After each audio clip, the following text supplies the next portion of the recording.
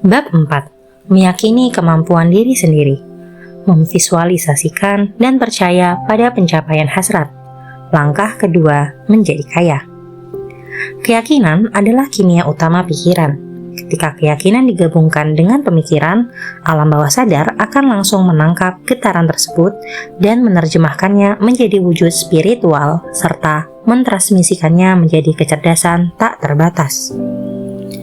Emosi seperti keyakinan, cinta, dan seks adalah paling kuat di antara semua emosi positif utama lainnya.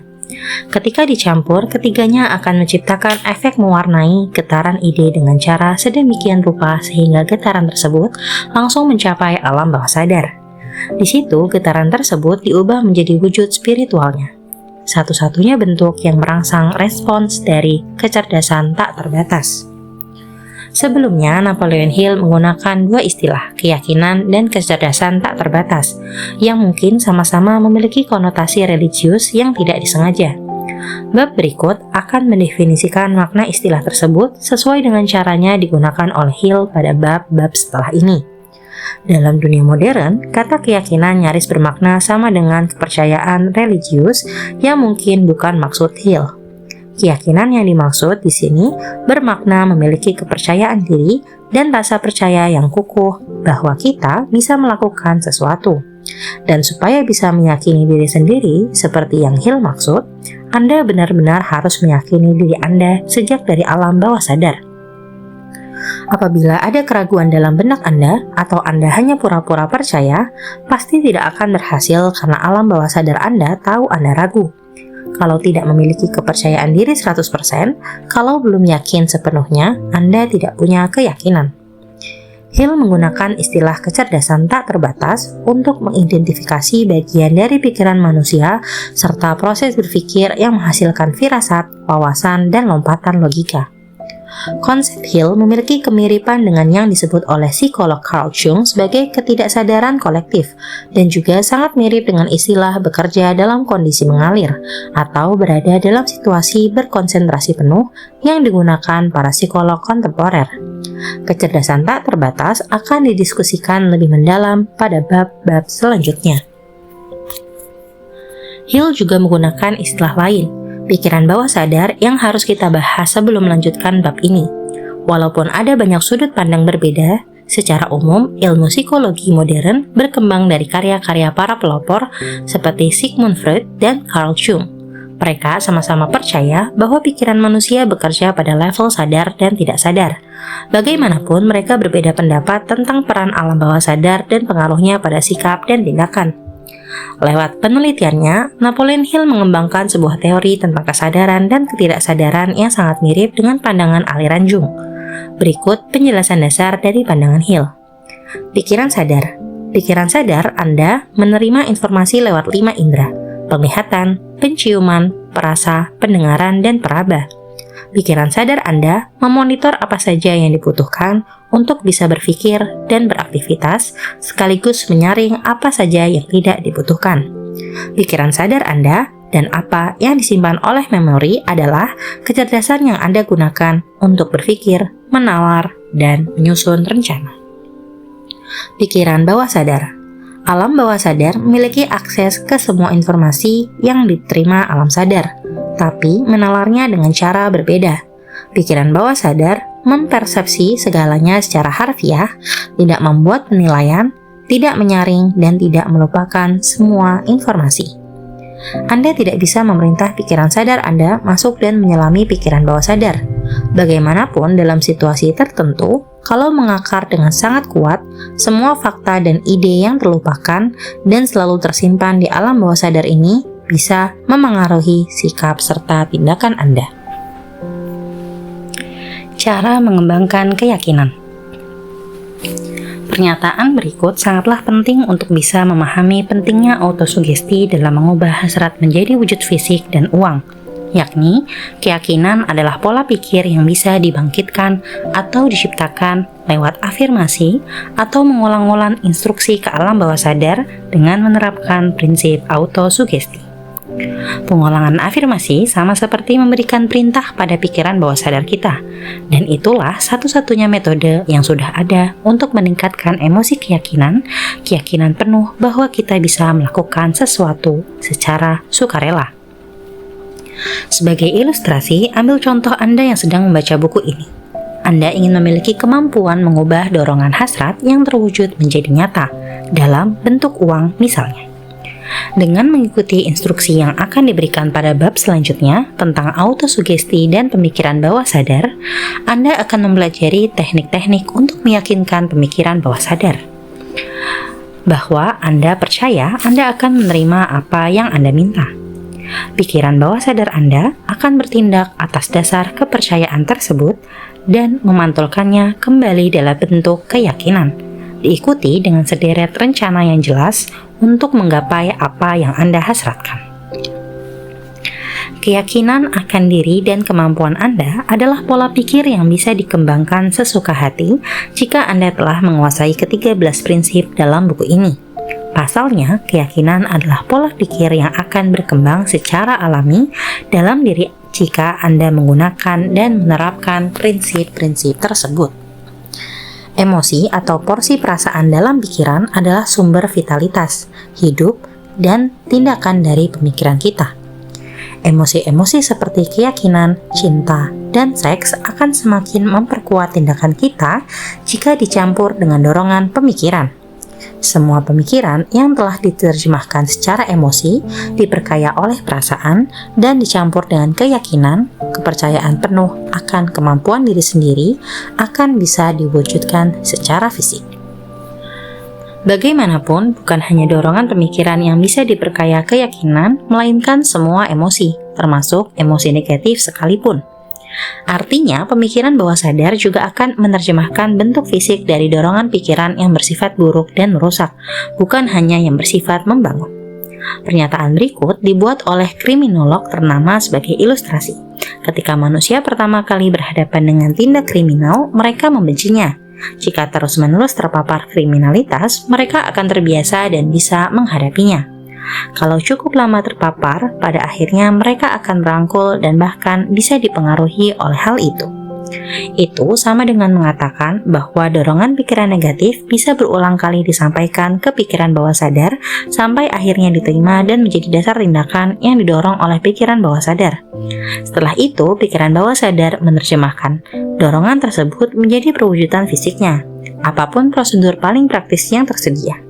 Hal itu jugalah yang memicu sebuah fenomena janggal yang dialami jutaan orang yang disebut nasib buruk.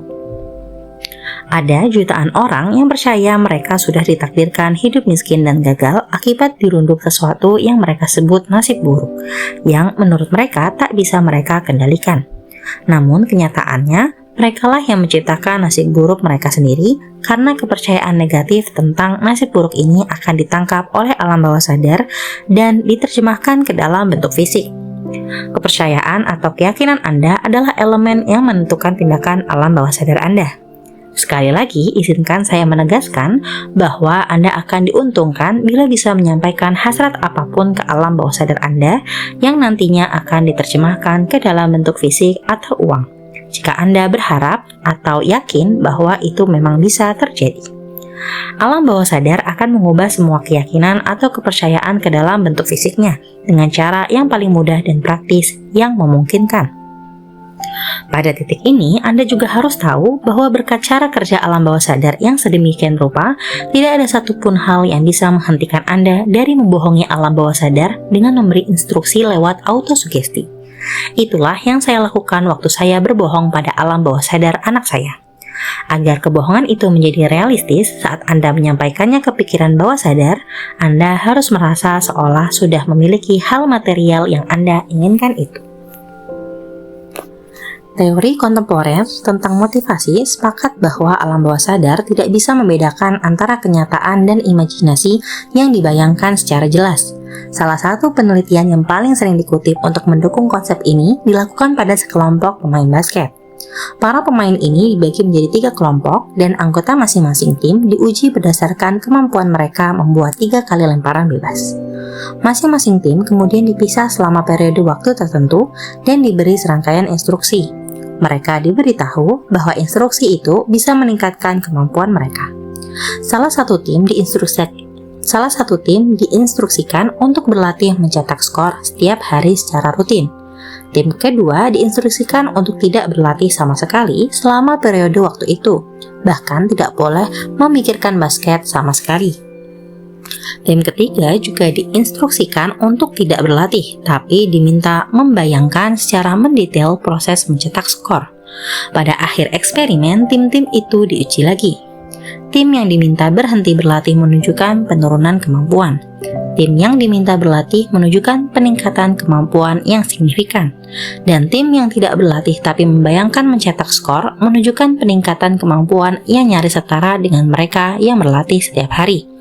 Seperti yang Hill pernah sampaikan, kita bisa membohongi alam bawah sadar lewat proses autosugesti. Jika kita menanamkan ide ke alam bawah sadar secara meyakinkan, pikiran bawah sadar akan menerima lalu memprosesnya seolah-olah fakta yang nyata. Namun, kata kuncinya adalah secara meyakinkan. Apabila Anda mencoba mengirimkan pesan ke alam bawah sadar tapi nyatanya Anda ragu, pemikiran bawah sadar akan menangkap keraguan itu juga. Anda malah mengirim pesan-pesan yang saling bertentangan dan akan sia-sia saja. Itulah sebabnya Hill menekankan pentingnya keyakinan. Alam bawah sadar tidak akan membuat penilaian apakah pesan yang Anda sampaikan benar atau salah, positif atau negatif. Alam bawah sadar Anda semata akan merespon kekuatan input seberapa tinggi level emosinya. Sangatlah penting bagi Anda untuk memastikan bahwa emosi-emosi yang mendominasi benak Anda adalah emosi positif.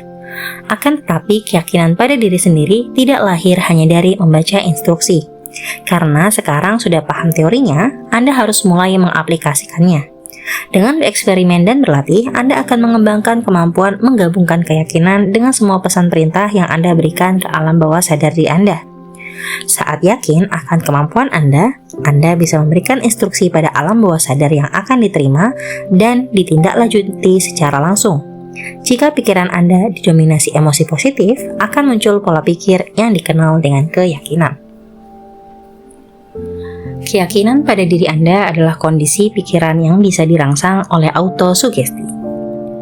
Selama berabad-abad, pemuka agama telah berjuang membantu umat manusia untuk memperoleh keyakinan pada dogma atau keyakinan ini, itu, dan lainnya. Tetapi gagal menjelaskan kepada mereka bagaimana cara memiliki keyakinan itu. Mereka tidak pernah mengatakan bahwa keyakinan adalah kondisi pikiran dan bahwa keyakinan dapat dirangsang dengan sugesti diri. Dalam bahasa yang dapat dimengerti orang biasa, buku ini akan menguraikan semua yang diketahui tentang prinsip-prinsip untuk mengembangkan keyakinan, jika keyakinan belum ada. Sebelum kita mulai, Anda harus diingatkan lagi bahwa keyakinan adalah ramuan abadi yang memberi kehidupan, kekuatan, dan tindakan atas dorongan pikiran. Kalimat itu perlu dibaca berkali-kali, bahkan perlu dibaca keras-keras.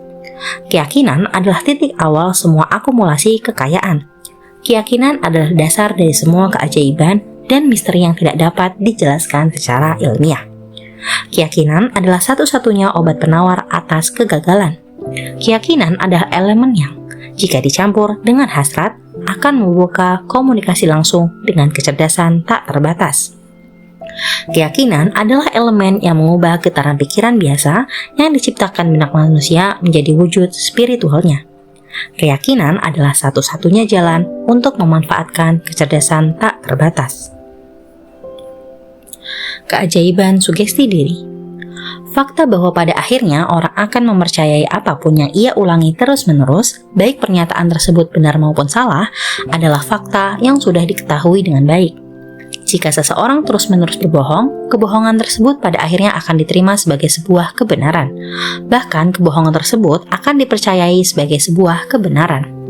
Diri kita dibentuk oleh pikiran dominan yang kita biarkan mendominasi pikiran kita. Pikiran-pikiran yang dengan sengaja kita tempatkan di kepala kita dan didorong dengan simpati dan dicampur dengan salah satu perasaan tersebut atau lebih akan menjadi daya motivasi yang mengarahkan dan mengendalikan setiap gerakan, tindakan, dan perilaku kita. Kalimat berikut ini mengandung kebenaran yang sangat signifikan.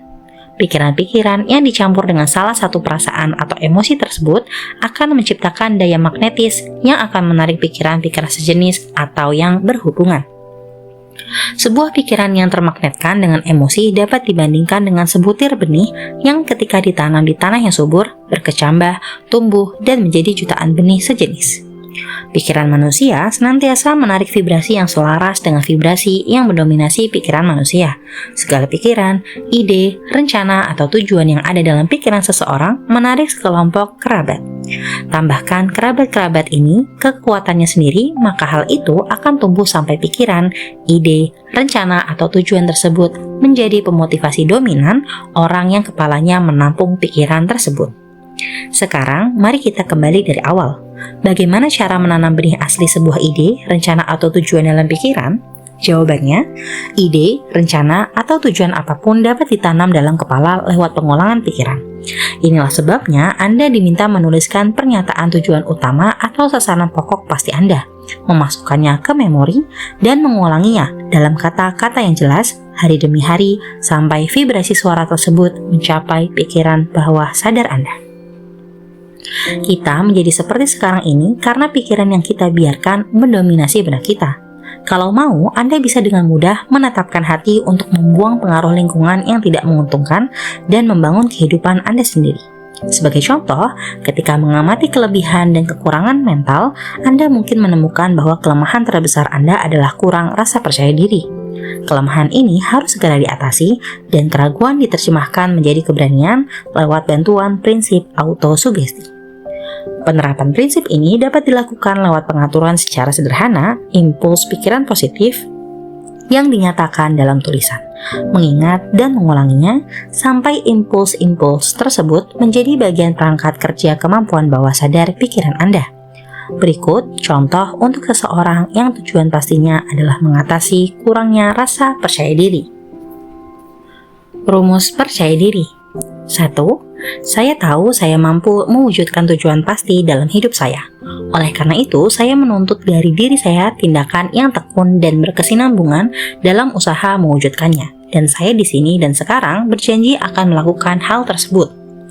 2. Saya menyadari pikiran mendominasi saya pada akhirnya akan menggandakan diri dalam tindakan keluar dan fisik, dan pada akhirnya mengubah diri menjadi realitas fisik. Oleh karena itu, saya akan memusatkan pikiran selama 30 menit setiap hari pada tugas membayangkan orang yang ingin saya tiru sehingga menciptakan dalam pikiran saya gambar mental yang jelas akan sosok tersebut. 3. Saya tahu lewat prinsip autosugesti bahwa hasrat apapun yang terus-menerus saya pelihara dalam pikiran pada akhirnya akan mencari pengungkapan lewat beberapa cara praktis untuk mewujudkan tujuan. Oleh karena itu, saya akan meluangkan 10 menit setiap hari menuntut diri saya mengembangkan rasa percaya diri. 4. Saya telah menuliskan dengan jelas tujuan pasti saya dalam kehidupan, dan saya tidak akan berhenti berusaha sampai saya berhasil mengembangkan rasa percaya diri yang cukup untuk mewujudkannya. 5. Saya sepenuhnya menyadari bahwa kekayaan atau jabatan tidak pernah bertahan lama, kecuali jika dibangun dengan kebenaran dan keadilan. Oleh karena itu, saya tidak akan melakukan transaksi yang tidak memberikan manfaat bagi semua yang terlibat. Saya akan berhasil dengan menarik kekuatan yang ingin saya gunakan dan kerjasama orang lain. Saya akan mendorong orang untuk melayani saya, karena saya juga mau melayani orang. Saya akan membuang rasa benci, iri, cemburu, mementingkan diri sendiri dan sinisme dengan mengembangkan cinta terhadap umat manusia karena saya tahu perilaku negatif terhadap orang lain tidak akan pernah mendatangkan kesuksesan bagi saya. Saya akan membuat orang percaya kepada saya karena saya akan mempercayai mereka dan diri saya sendiri. Saya akan membubuhkan nama saya pada rumus ini, memasukkan ke memori saya dan mengulanginya dengan keras sekali setiap hari. Dengan keyakinan penuh bahwa rumus tersebut akan lambat laun memengaruhi pikiran dan tindakan saya sehingga saya akan menjadi orang yang mandiri dan berhasil. Di balik rumus ini terdapat sebuah hukum alam yang oleh para psikolog disebut sebagai autosugesti atau sugesti diri. Ini adalah teknik yang terbukti efektif membawa keberhasilan asal digunakan secara membangun. Sebaliknya, jika digunakan secara destruktif, hukum itu akan bersifat merusak. Dalam pernyataan ini dapat ditemukan sebuah kebenaran yang sangat penting, yakni mereka yang jatuh dalam kekalahan dan mengakhiri kehidupan mereka dalam kemiskinan, penderitaan, dan masalah menjadi seperti itu karena penerapan prinsip autosugesti secara negatif. Semua impuls atau dorongan pikiran cenderung sama atau serupa dengan perwujudan fisiknya. Bahaya pemikiran negatif. Pikiran bawah sadar tidak membedakan antara impuls pikiran positif dan negatif. Pikiran bawah sadar bekerja dengan apa yang kita masukkan ke dalamnya, lewat impuls pikiran kita. Pikiran bawah sadar akan menerjemahkan ke dalam realitas pikiran yang didorong, baik oleh ketakutan maupun oleh keberanian atau keyakinan. Seperti halnya tenaga listrik yang memutar roda industri akan bermanfaat jika digunakan secara konstruktif atau merenggut nyawa jika digunakan secara salah. Hukum autosugesti akan membawa Anda ke kedamaian dan kemakmuran atau ke dalam jurang penderitaan, kegagalan, atau kematian, tergantung tingkat pemahaman Anda dan penerapannya. Jika Anda mengisi pikiran dengan ketakutan dan keraguan, dan Anda tidak percaya terhadap kemampuan Anda berhubungan dengan dan menggunakan daya kecerdasan tak terbatas, Anda tidak akan mampu menggunakan hukum ini. Hukum autosugesti akan mengambil semangat ketidakpercayaan ini dan menggunakannya sebagai pola pikiran bawah sadar Anda menerjemahkan semangat ketidakpercayaan tersebut ke dalam wujud fisiknya. Saat Anda meyakini kemampuan mencapai apapun yang Anda inginkan, gagasan itu tidak hanya tertanam dalam alam bawah sadar, tapi juga bisa memperkuat keyakinan Anda. Ketika Anda meyakini kemampuan diri sendiri, sebagian yang Anda yakini adalah kemungkinan diri Anda mengambil kekuatan dari kecerdasan tak terbatas. Dan karena Anda percaya Anda bisa melakukannya, pikiran sadar Anda pun tak akan ragu. Saat pikiran sadar tidak menolak, pikiran bawah sadar dapat mengirimkan ide-ide kreatif ke pikiran sadar dengan lebih mudah. Lalu, begitu Anda bisa melihat kekuatan itu semakin kuat dalam hidup Anda, semakin mudah pula Anda bertindak atas dasar keyakinan di kemudian hari. Apakah Anda bisa melakukannya? Anda tak akan mengetahui jawabannya kecuali Anda meluruhkan pertahanan diri dan menanamkan keyakinan bahwa Anda bisa. Seperti angin yang meniup sebuah kapal ke timur dan kapal yang lain ke barat, hukum autosugesti akan mengangkat atau menjatuhkan Anda, tergantung cara Anda membentangkan layar pikiran Anda. Hukum autosugesti yang dapat digunakan siapa saja untuk mencapai prestasi melampaui yang dibayangkan, digambarkan dengan tuntas dalam bait berikut. Perhatikan kata-kata yang dicetak miring sebagai penekanan agar Anda bisa memahami makna mendalam yang dimaksud oleh sang penyair. Jika kau pikir kau kalah, kau kalah. Jika kau pikir kau tidak berani, kau tidak berani. Jika kau ingin menang, tetapi berpikir kau tidak bisa, hampir pasti kau tak akan bisa. Jika kau pikir kau akan kalah, kau sudah kalah. Karena di dunia kita tahu, sukses berawal dari kemauan orang. Semua ada di pikiran. Jika kau pikir kau kalah kelas, kau kalah kelas. Kau harus berpikir tinggi untuk naik. Kau harus yakin pada dirimu sendiri sebelum kau mampu memenangkan hadiah. Kemenangan dalam kehidupan tidak selalu berpihak kepada yang lebih kuat atau lebih cepat, karena cepat atau lambat menangnya adalah mereka yang berpikir dirinya bisa. Seperti disebutkan pada awal bab, Napoleon Hill menggunakan kata keyakinan tanpa konotasi religius apapun.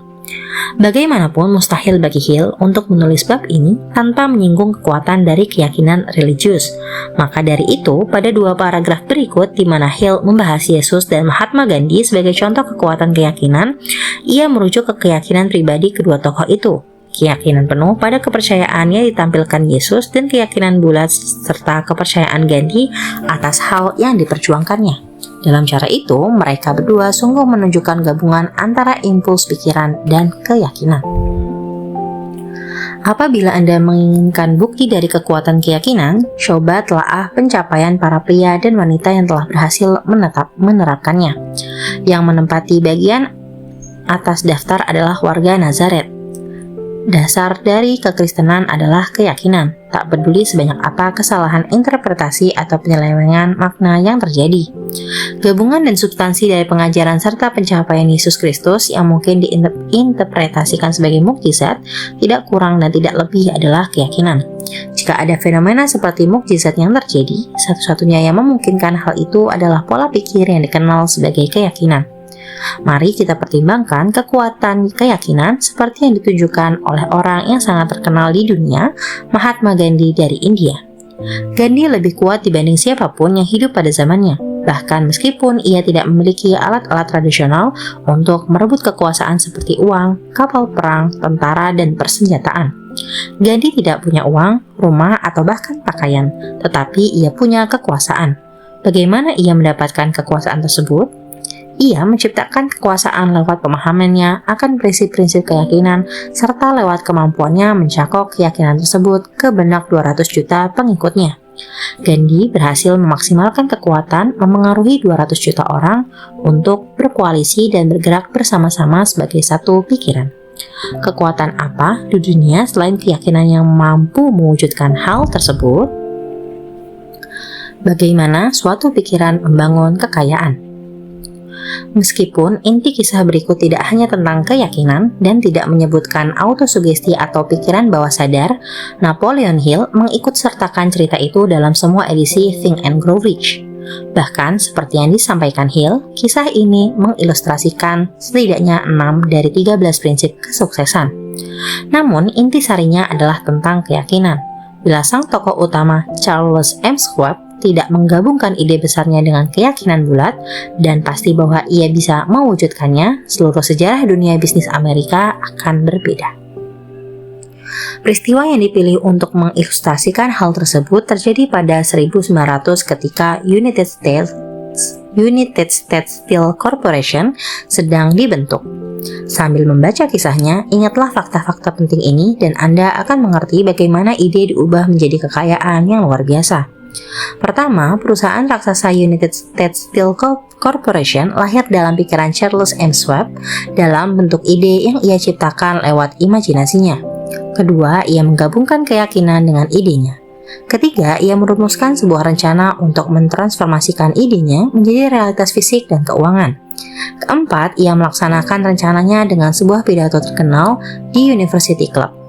Kelima, ia menerapkan dan melengkapi rencananya dengan kegigihan dan memperkuatnya dengan keputusan yang mantap sampai rencana tersebut benar-benar terlaksana. Keenam, ia mempersiapkan jalan menuju keberhasilan dengan hasrat membara untuk sukses. Jika Anda salah satu dari mereka yang selalu bertanya-tanya bagaimana kekayaan luar biasa dikumpulkan, cerita pembentukan United States Steel Corporation bisa memberikan pencerahan. Jika Anda pernah ragu bahwa orang dapat berpikir dan menjadi kaya, cerita ini akan menghapus keraguan tersebut. Anda dapat dengan jelas melihat dalam cerita tentang United States Steel Corporation penerapan sebagian besar dari ke-13 prinsip yang diuraikan dalam buku ini. John Lowell dalam New York World Telegram yang memberikan izin memuat cerita ini dengan cara yang dramatis mengisahkan cerita luar biasa tentang kekuatan sebuah ide. Agar para pembaca modern bisa memahami benar kisah dari artikel surat kabar berikut, ada baiknya para editor memberikan informasi latar belakang tentang masing-masing tokoh. Charles M. Schwab adalah tangan kanan Andrew Carnegie, sekaligus Presiden Direktur Carnegie Steel Corporation. Andrew Carnegie adalah pebisnis baja sukses dan berkuasa yang mengendalikan 25% produksi besi dan baja di Amerika. JP Morgan adalah bankir Wall Street yang kaya dan berkuasa yang perusahaannya mengatur keuangan banyak perusahaan industri besar di Amerika pada awal abad ke-20. Yang perlu diketahui tentang tokoh-tokoh lain yang disebutkan dalam artikel adalah bahwa pada awal abad ke-20, keuangan, bisnis, dan industri didominasi oleh beberapa ratus orang. Kebanyakan dari mereka meraih kekayaan besar terkait dengan dibukanya jalur kereta di Amerika. Orang-orang itu dikenal baik oleh para pembaca New York World Telegram karena pengaruh mereka dalam dunia keuangan. Itulah latar belakang artikel surat kabar berikut yang tidak hanya menyampaikan kisah menarik tentang kekuatan keyakinan akan ide, tapi juga merupakan contoh mengagumkan dari gaya bertutur yang sampai sekarang masih digunakan oleh para jurnalis. Pidato indah setelah jamuan malam senilai $1 miliar. ketika pada malam 12 Desember 1900, sekitar 80 tokoh keuangan berkumpul di balai resepsi University Club di Fifth Avenue untuk menghormati seorang muda non jauh dari barat. Tidak sampai setengah lusin dari tamu-tamu tersebut menyadari bahwa mereka akan menyaksikan episode terpenting dalam sejarah industri Amerika. J. Edward Simmons dan Charles Stewart Smith yang sangat berterima kasih atas sambutan mewah yang mereka terima dari Charles M. Schwab saat berkunjung ke Pittsburgh, mengatur sebuah jamuan makan malam untuk memperkenalkan pengusaha baja berumur 38 tahun tersebut kepada masyarakat perbankan di daerah timur. Tapi mereka tak mengira ia akan memukau hadirin. Sebelumnya, mereka sudah memperingatkan orang muda tadi bahwa orang-orang dari New York tersebut tidak suka mendengar pidato, dan bahkan jika tidak ingin membuat bosan keluarga Stillman, Harriman, dan Vanderbilt, sebaiknya ia cukup berbasa-basi selama 15 atau 20 menit lalu mundur. Bahkan John Pittman Morgan yang duduk di sebelah kanan Schwab sebagai salah satu tokoh dalam masyarakat tersebut hanya akan memberi sambutan singkat. Jadi sejauh yang diketahui pers dan masyarakat, hanya sedikit yang akan dibahas sehingga tidak dapat dicetak pada surat kabar esok hari. Jadi kedua tuan rumah dan tamu-tamu terhormat mereka menyantap 7 atau 8 jenis hidangan. Percakapan yang terjadi sedikit sekali, dan jikapun ada sangatlah terkendali. Hanya beberapa bankir dan pialang yang pernah bertemu Schwab, yang karirnya berkembang sepanjang bank-bank di Monongahela dan tak seorang pun mengenalnya dengan baik. Akan tetapi sebelum makan malam itu berakhir, mereka dan juragan uang Morgan tersihir dan bayi seharga $1 miliar United States Steel Corporation pun lahir. Mungkin yang disesalkan untuk kepentingan sejarah adalah tidak adanya rekaman pidato Charles Schwab tersebut. Mungkin pidato tersebut terkesan akrab, meskipun tata bahasanya sangat kacau karena keindahan bahasa tidak pernah mengganggu Schwab, penuh dengan epigram dan bumbu. Meskipun begitu, pidato tersebut memiliki kekuatan dan efek luar biasa terhadap sekitar $5 miliar modal yang terkumpul dalam jamuan tersebut. Setelah acara selesai dan orang-orang tersebut masih tersihir, meski Schwab telah berbicara selama 90 menit, Morgan menggiring sang orator ke ceruk jendela di mana, dengan kaki terjuntai karena tempat duduk yang tidak nyaman, mereka berbicara sekitar 1 jam lebih. Sihir kepribadian Schwab diaktifkan dengan kekuatan penuh, tetapi yang jauh lebih penting dan langgeng adalah program skala besar dan jelas terencana yang ia tawarkan untuk membesarkan Steel. Sudah banyak yang berusaha menarik Morgan untuk mendirikan badan usaha gabungan meniru pola kombinasi biskuit, kawat, dan hop, gula, karet, whisky, minyak, atau permen karet. The Random House College Dictionary mendefinisikan badan usaha gabungan sebagai kombinasi ilegal yang terdiri atas perusahaan-perusahaan industrial atau komersial yang nilai sahamnya dikendalikan oleh Dewan Pusat yang beranggotakan komisaris-komisaris, sehingga harga bisa dikontrol dan kompetisi pun hancur berantakan. Banyak perusahaan industri baru di Amerika tumbuh sangat cepat sampai-sampai mereka belum memiliki laba. Mereka langsung dibebani utang besar yang muncul akibat peningkatan modal untuk mendanai cepatnya perkembangan mereka. Dan pada saat yang sama, mereka harus memotong pengeluaran dan menurunkan harga kalau tidak mau gulung tikar. Banyak perusahaan memilih solusi bergabung atau meleburkan diri dengan perusahaan sejenis, membentuk apa yang disebut dengan badan usaha gabungan. Meskipun badan usaha gabungan ilegal, menurut Sherman Antitrust Act pada 1890, banyak perusahaan yang masih mencoba mencari jalan untuk memonopoli industri mereka. Dan kalaupun yang terbentuk bukanlah badan usaha gabungan yang ilegal, tetap saja sangat mirip dengan itu. Satu hal yang diperlukan pemilik perusahaan yang membangun badan usaha gabungan adalah uang untuk membeli perusahaan-perusahaan lain yang lebih kecil agar mereka bisa mendominasi industri. JP Morgan adalah bankir yang membiayai banyak pengambil alihan semacam itu. John Wickets, sang penjudi, pernah menawarkan hal itu, tetapi Morgan tidak mempercayainya. Moore bersaudara, Bill dan Jim, pialang saham asal Chicago yang menggabungkan perusahaan korek api dan biskuit renyah, pernah menawarkannya dan gagal. Albert H. Gary, pengacara desa yang hipokrit, ingin mendukungnya, tetapi tidak cukup besar untuk meninggalkan kesan. Sampai kepandaian berbicara Schwab melambungkan JP Morgan ke langit ketujuh, memvisualisasikan hasil-hasil nyata dari sebuah kesepakatan finansial paling berani sepanjang sejarah. Proyek tersebut dianggap sebagai mimpi gila pengejar keuntungan cepat. Daya magnet finansial yang satu generasi lalu mulai menarik ribuan perusahaan kecil dan kadang tidak terkelola dengan baik ke dalam kombinasi besar dan membunuh persaingan telah menjadi praktek umum dalam industri baja berkat taktik membajak dunia bisnis yang periang, John W. Gates. Gates sudah membentuk American Steel dan Bayer Company dengan menggabungkan sejumlah perusahaan kecil dan bersama Morgan mendirikan Federal Steel Company. Akan tetapi, bagi perusahaan gabungan vertikal raksasa Andrew Carnegie, sebuah perusahaan gabungan yang dimiliki dan dioperasikan oleh 53 mitra, kombinasi-kombinasi lain tersebut tidak berarti apa-apa. Mereka boleh bersatu sesuka mereka, tetapi bahkan mereka semua disatukan pun tidak akan mampu mengusik organisasi Carnegie, dan Morgan tahu itu. Pria tua Skotlandia yang eksentrik itu pun tahu. Andrew Carnegie lahir di Skotlandia dan datang ke Amerika waktu masih menjadi pemuda. Langkah pertamanya adalah bergabung ke dalam kelompok elit Taipan Amerika saat dia keluar dari pekerjaan sebagai petugas gelondong di pabrik kapas dengan upah $1,20 per minggu, lalu mendapat pekerjaan sebagai kurir telegram. Dengan segera ia belajar sendiri cara mengoperasikan kunci telegram, yang membuatnya dipekerjakan sebagai tukang telegram pribadi dan sekretaris untuk kepala Pennsylvania Railroad. Tak lama, ia berhasil naik pangkat menjadi superintendent di divisi Pittsburgh yang kemudian mengantarnya ke posisi sebagai investor awal di perusahaan Pullman, yang sekarang menjadi produsen gerbong kereta api terdepan. Investasi Carnegie di Pullman dan beberapa usaha di bidang real estate yang sukses memberinya modal untuk memulai bisnisnya sendiri. Pada akhir Perang Saudara, Carnegie meninggalkan rel industri kereta api dan memulai perusahaan yang membangun jembatan besi untuk perusahaan rel kereta api. Mulai dari membangun jembatan besi, ia kemudian memulai pabrik bajanya sendiri yang memungkinkannya mengendalikan pabrik baja lainnya.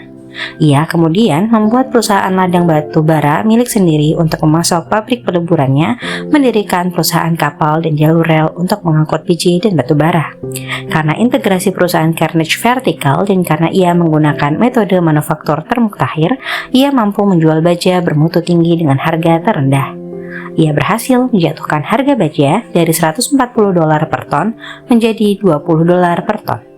Pada 1899, Carnegie Steel Company mengendalikan sekitar 25% dari produksi besi dan baja di Amerika. Pabrik-pabrik baja yang lebih kecil tidak mampu bersaing dengan Carnegie, jadi mereka mendatangi JP Morgan dan meminta bantuannya. JP Morgan mengatur pendanaan dan membentuk aliansi variatif yang memayungi perusahaan-perusahaan yang bergerak dalam bisnis manufaktur produk berbahan dasar baja. Bagian dari kesepakatan adalah mereka tidak boleh membeli bahan baku dari Carnegie. Andrew Carnegie tidak terima bisnisnya digulingkan sekumpulan perusahaan-perusahaan kecil. Ia mengumumkan bahwa dirinya akan membeli atau membangun perusahaan baru untuk memproduksi barang jadi yang terbuat dari baja. Dari ketinggian kastil Skibo, Carnegie sudah melihat, pertama dengan perasaan senang dan kemudian dengan jengkel, usaha-usaha perusahaan-perusahaan Morgan yang lebih kecil untuk menggulingkan bisnisnya. Ketika usaha-usaha tersebut sudah dianggap keterlaluan, emosi Carnegie berubah menjadi kemarahan dan balas dendam. Selama ini, ia tidak pernah tertarik pada bisnis kawat, pipa, hub, atau lembaran. Sebaliknya, ia cukup puas menjual baja mentah ke perusahaan-perusahaan tersebut dan membiarkan mereka mengolahnya menjadi apapun yang mereka inginkan. Sekarang, dengan Schwab sebagai letnan kepala dan yang bertanggung jawab, ia berencana menggilas musuh-musuhnya. Jadi, dalam pidato Charles M. Schwab, itulah Morgan melihat jawaban atas permasalahannya dengan penggabungan.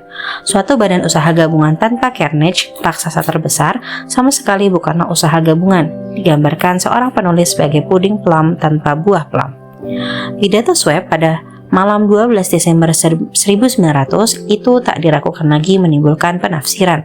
Meski bukan keniscayaan bahwa bisnis raksasa Carnegie dapat ditarik ke tenda Morgan, ia berbicara tentang masa depan industri baja, reorganisasi demi efisiensi, spesialisasi, penutupan pabrik-pabrik yang tidak menguntungkan, dan konsentrasi usaha di bidang properti yang mulai berkembang, ekonomi lalu lintas bahan tambang, ekonomi pada bagian biaya tidak langsung dan administrasi, serta menguasai pasar luar negeri.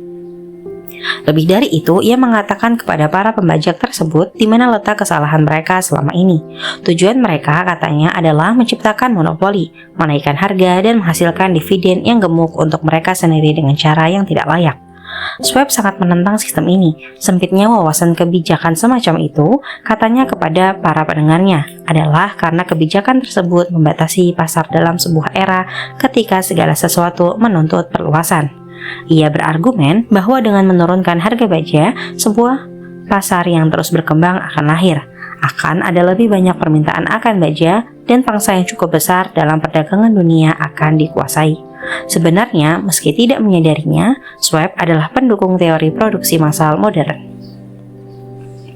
Bagi JP Morgan, semua argumen Schwab tentang skala ekonomi dan pengembangan pasar hanya berarti satu hal. Sebelumnya diasumsikan Andrew Carnegie akan melanjutkan membangun perusahaan-perusahaan manufakturnya agar bisa berkompetisi dengan badan usaha baja gabungan yang didirikan Morgan. Morgan tahu Carnegie memerlukan modal yang sangat besar demi bisa melakukannya, dan Morgan juga tahu bahwa dari dulu Carnegie selalu menolak menjual saham perusahaannya demi mengumpulkan modal. Yang diimplikasikan oleh Schwab adalah bahwa alih-alih pergi ke Wall Street untuk meminta pinjaman uang demi melawan badan usaha gabungan, Carnegie justru tertarik menjual perusahaannya. Akhirnya, jamuan di University Club berakhir. Morgan pulang untuk memikirkan ramalan Schwab yang menggoda. Schwab kembali ke Pittsburgh untuk menjalankan usaha baja untuk Andrew Carnegie, sementara Gary kembali ke bursa sambil menghitung-hitung langkah selanjutnya. Tidak butuh waktu lama, Morgan hanya perlu sekitar 1 minggu untuk mencerna alasan yang diajukan Schwab. Setelah meyakinkan diri tidak akan terjadi masalah finansial, ia mengundang Schwab dan mendapati anak muda tersebut sangat segan. Pak Carnegie, kata Schwab, tidak akan suka jika mengetahui presiden perusahaan yang sangat ia percayai main mata dengan penguasa Wall Street, jalan yang tidak akan pernah diinjak oleh Carnegie. Konon, John Wickets, sangat perantara oportunis, juga mengabari jika Schwab kebetulan ada di Hotel Bellevue di Philadelphia. JP Morgan mungkin juga kebetulan berada di sana. Akan tetapi, sesampainya Schwab di tempat itu, Morgan sedang sakit di rumahnya di New York, dan begitulah karena desakan Gates, Schwab pergi ke New York dan mendatangi perpustakaan tokoh keuangan tersebut. Para sejarawan ekonomi yakin bahwa sejak awal sampai akhir drama, panggung sudah ditata oleh Andrew Carnegie. Jamuan makan malam Schwab, pidato terkenal tersebut, pertemuan minggu malam antara Schwab dan Raja Uang, semua itu diatur oleh orang Skotlandia yang cermat ini. Kenyataannya tidak seperti itu. Ketika dipanggil untuk merundingkan kesepakatan tersebut, Schwab tidak pernah tahu apakah sang bos kecil, panggilan yang diberikan Andrew, bahkan mau mendengarkan tawaran untuk menjual, khususnya kepada kelompok orang yang Andrew anggap tidak bermoral. Akan tetapi, Schwab tetap pergi ke pertemuan dengannya dengan tulisan tangannya sendiri, 6 lembar angka dalam huruf copperplate, sambil membayangkan nilai fisik dan potensi kemampuan menghasilkan pendapatan setiap perusahaan baja yang ia anggap sebagai bintang utama dalam grup perusahaan logam yang baru tersebut. Keempat orang tersebut merenungi angka-angka ini sepanjang malam. Sang ketua tentunya adalah Morgan yang begitu tenggelam dalam kepercayaannya terhadap hak asasi atas uang. Bersamanya adalah mitra ningratnya Robert Bacon, seorang sarjana dan orang terpandang. Yang ketiga adalah John Wickets yang diajak Morgan sebagai penjudi dan ia manfaatkan sebagai alat. Orang keempat adalah Schwab yang paling paham tentang proses pembuatan dan penjualan baja dibanding semua yang ada dalam kelompok tersebut. Sepanjang pertemuan, angka-angka yang disodorkan oleh Pittsburgh tersebut tidak pernah dipertanyakan. Jika ia berkata sebuah perusahaan bernilai di angka tertentu, perusahaan itu pasti memang senilai angka tersebut, tidak lebih, tidak kurang. Ia juga menuntut kombinasi tersebut beranggotakan perusahaan-perusahaan yang ia pilih. Ia telah melahirkan sebuah perusahaan tanpa duplikasi di dalamnya, tidak bahkan untuk memenuhi kerakusan teman-temannya yang ingin membebankan perusahaan-perusahaan mereka ke pundak Morgan yang lebar. Menjelang fajar, Morgan berdiri dan meluruskan punggung. Tinggal satu pertanyaan. Apakah Anda dapat membujuk Andrew Carnegie untuk menjualnya? Tanyanya. Akan saya coba, jawab Schwab.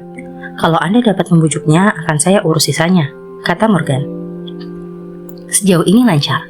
Akan tetapi, maukah Carnage menjual berapa yang ia inginkan? Menurut Schwab sekitar 320 juta dolar. Pembayarannya dalam bentuk apa? Saham biasa atau saham istimewa? Obligasi? Tunai? Tak seorang pun dapat mengumpulkan sepertiga miliar dolar tunai. Ada sebuah pertandingan golf di bulan Januari di lapangan St. Andrews yang beku di dekat Winchester. Andrew menutup rapat tubuhnya dengan baju hangat untuk menahan dingin, sedangkan Charlie seperti biasa berbicara banyak untuk mengangkat semangatnya. Akan tetapi, tak sepatah kata bisnis pun terucap sampai mereka berdua duduk di pondok Carnage yang hangat di pinggir lapangan. Kemudian, dengan daya bujuk yang sama dengan yang telah menghipnosis 80 orang jutawan di University Club, Schwab menumpahkan harapan akan pensiun yang nyaman dengan jutaan dolar tak terhitung untuk memuaskan sifat dermawan orang tua tersebut. Carnage berhitung dan menuliskan sebuah angka pada secari kertas, memberikannya kepada Schwab dan berkata, "Baiklah, ini angka yang saya mau." Angka tersebut mendekati 400 juta dolar dan diperoleh dengan mengambil 320 juta dolar yang disebutkan Schwab sebagai angka dasar dan menambahkan 80 juta dolar sebagai peningkatan nilai modal selama 2 tahun sebelumnya. Selanjutnya, di atas dek sebuah kapal transatlantik, pria Skotlandia itu dengan menyesal mengatakan kepada Morgan, "Andai saya meminta 100 juta dolar lebih banyak." "Andai Anda memintanya, pasti saya berikan," jawab Morgan dengan ceria. Tentu saja muncul keributan. Seorang koresponden asal Inggris mengabari lewat telegram bahwa dunia industri baja asing ngeri melihat kombinasi raksasa tersebut. Presiden Hadley dari Yale menyatakan bahwa kecuali badan usaha gabungan mulai diatur oleh negara, kemungkinan besar Washington akan dipimpin oleh kaisar dalam 25 tahun ke depan. Namun, manipulator saham yang cakap itu, kini bekerja keras dengan memasarkan saham baru tersebut ke publik sehingga semua kelebihannya diperkirakan jumlahnya nyaris 600 juta dolar bisa terselap dalam sekejap. Jadi, Carnage mendapatkan uang jutaan dolarnya dan sindikat Morgan mendapat 62 juta dolar mereka atas semua kerja keras mereka. Dan perantara-perantara, mulai dari Gates sampai Gary, juga mendapat jutaan dolar mereka. Charles M. Schwab yang berumur 38 tahun juga mendapat hadiahnya. Ia ditunjuk sebagai presiden direktur perusahaan baru itu, United States Steel, dan terus memimpin sampai 1930. Ketika meninggalkan US Steel, ia kemudian mendirikan Bethlehem Steel Corporation yang mendunia, di mana ia juga menjabat sebagai presiden direktur. Kekayaan dimulai dari pemikiran. Kisah dramatis bisnis-bisnis raksasa yang baru Anda baca ini dimasukkan ke buku ini karena kisah tersebut adalah gambaran sempurna dari metode. Organisasi raksasa itu lahir dalam pikiran satu orang. Rencana yang memberi organisasi tersebut pabrik-pabrik baja yang memberinya stabilitas finansial tercipta di pikiran orang yang sama. Keyakinan, hasrat, imajinasi, dan kegigihannya adalah bahan utama United States Steel. Pabrik baja dan peralatan yang dimiliki perusahaan tersebut setelah perusahaan itu disahkan secara hukum adalah kebetulan. Tetapi analisis yang cermat akan menemukan bahwa taksiran nilai harta yang dimiliki perusahaan meningkat menjadi kira-kira 600 juta dolar, sekitar 20 miliar dolar saat ini. Berkat transaksi yang menyatukan mereka di bawah satu manajemen. Dengan kata lain, ide Charles M. Schwab ditambah keyakinan yang ia cangkokkan ke benang JP Morgan dan yang lain laku dan menghasilkan laba sekitar 600 juta dolar. Bukan jumlah main-main untuk sebuah ide. United States Steel Corporation berkembang dan menjadi salah satu perusahaan paling kaya dan berkuasa di Amerika, memperkerjakan ribuan orang, mengembangkan aplikasi baru untuk baja, dan membuka pasar-pasar baru, sekaligus membuktikan bahwa laba senilai 600 juta dolar memang layak didapat. Kekayaan berasal dalam wujud pemikiran. Jumlahnya hanya dibatasi oleh orang dengan pikiran semacam itu. Keyakinan meruntuhkan batasan. Ingatlah, ini ketika Anda siap melakukan tawar-menawar dalam hidup tentang apa yang Anda minta sebagai imbalan. Dalam tahun-tahun sejak artikel itu diterbitkan di New York World Telegram, kisah bisnis yang menjadi buah bibir itu memulai sebuah genre baru dalam industri penerbitan. Ada banyak buku dan biografi laris di samping buku tentang kisah-kisah sosok orang dalam menjalankan berbagai bisnis. Para editor Think and Grow Rich edisi ini sangat menganjurkan Anda membaca buku-buku sejenis itu. Buku-buku itu bisa sangat menghibur sekaligus inspiratif, dan Anda juga bisa melihat contoh-contoh penerapan prinsip kesuksesan Hill di dunia nyata. Dan contoh-contoh terbaiknya bukan hanya menghibur dan inspiratif, melainkan juga diisi berbagai ide dan teknik yang bisa Anda adaptasi dan manfaatkan sendiri. Sungguh, ada terlalu banyak buku laris yang bisa Anda pilih dari daftar terbaik yang ditulis di sini. Pilihan editor belum tentu yang paling baik, melainkan semata merefleksikan minat pemilih. Bagaimanapun, ada 2 buku yang editor rekomendasikan, yang bukan ditulis oleh dan juga tidak membahas satu sosok atau industri tunggal. Judulnya adalah In Search of Excellence, karya Tom Peters, dan Breakthroughs, karya Pierre Nayak dan John M. Cateringham. Masing-masing buku ini membahas beragam industri, dan dalam tiap-tiap industri ada beberapa perusahaan atau tokoh yang dianalisis. Kedua buku tersebut terbit pada awal tren buku bisnis pada 1980-an. Namun sampai sekarang pun tidak banyak buku yang berhasil menyampaikan pentingnya keyakinan akan ide bagus dengan lebih baik ketimbang 2 buku itu. In Search of Excellence dipilih sebagai buku paling berpengaruh selama 20 tahun terakhir oleh panel pakar. Adalah buku laris dan kemungkinan besar akan terus dicetak ulang sampai bertahun-tahun ke depan. Buku Breakthroughs mungkin lebih sulit ditemukan sekarang, tapi layak Anda cari. Orang yang mudah menyerah tidak akan menjadi pemenang, dan pemenang tidak pernah menyerah.